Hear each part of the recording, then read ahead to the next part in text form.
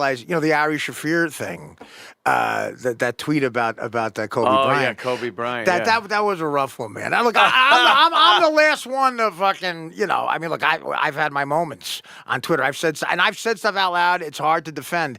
That was rough. You know why? Because again, okay, Kobe Bryant had some issues. He was acquitted, but it's like his beautiful daughter was killed. Oh, I know. And Well, the 7 other people. yeah. So, and I think there's a thing in comedy now where there's this, and I like Ari. I don't know what's going to happen. And again, I'd be a hypocrite if I said, if I started bashing someone, but that was that was bad. I think Ari, and it was so soon. Yeah. And you know what? It was so soon that, and this is Ari's side of the story, and I've heard it, and he said he didn't know the kids had died. At that You got to get time. the details, but yeah. Like maybe get the details. And he is known for posting horrific shit about that. Yeah. But it's usually got a little more of a joke to it than just, hey, I'm glad this guy's dead. Yeah, the good guys. I mean, and then there's like the pic. It is so sad to see him with that little girl, I know. and to realize how she died and stuff.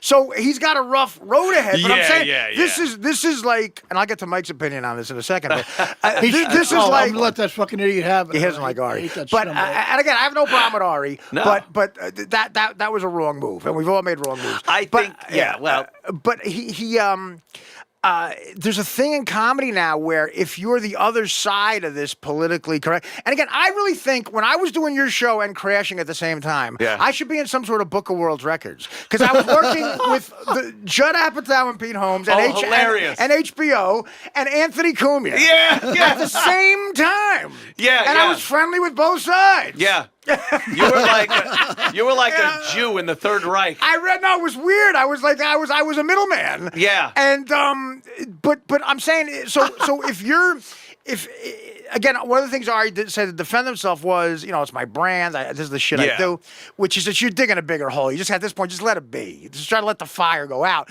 But I think some comics who are not the woke side, or is that, I guess, a new word for political correctness?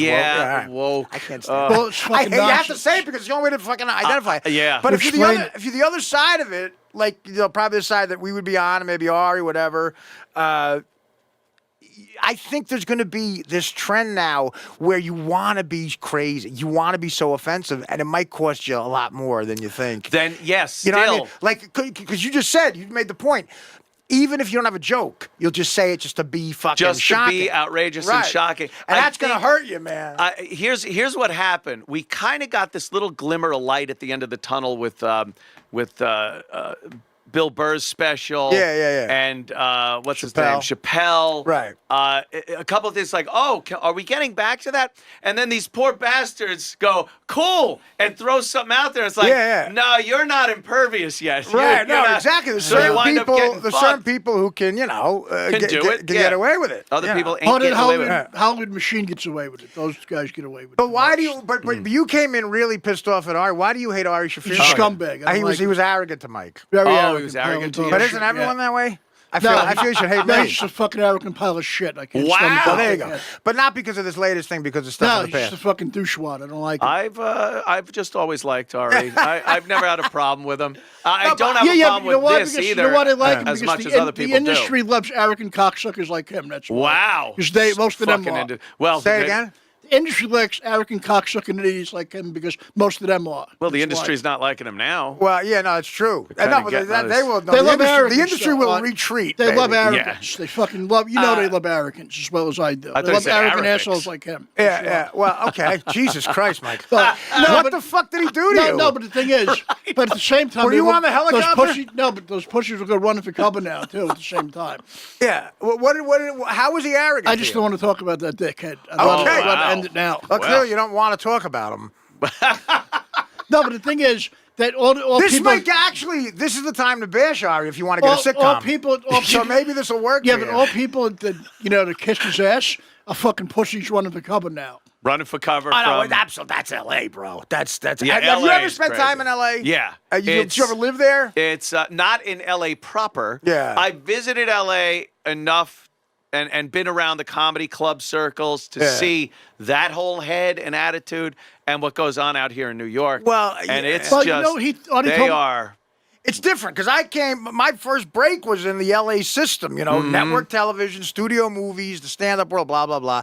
And then I got into radio, and then and there's a different type of asshole in radio. A radio asshole executive is very different than an LA executive, but they're both assholes. That's hilarious. They're both a different breed of asshole and liar. Yes. Yeah. And you know what Artie told me recently? He goes, Mike, you turn to the hip.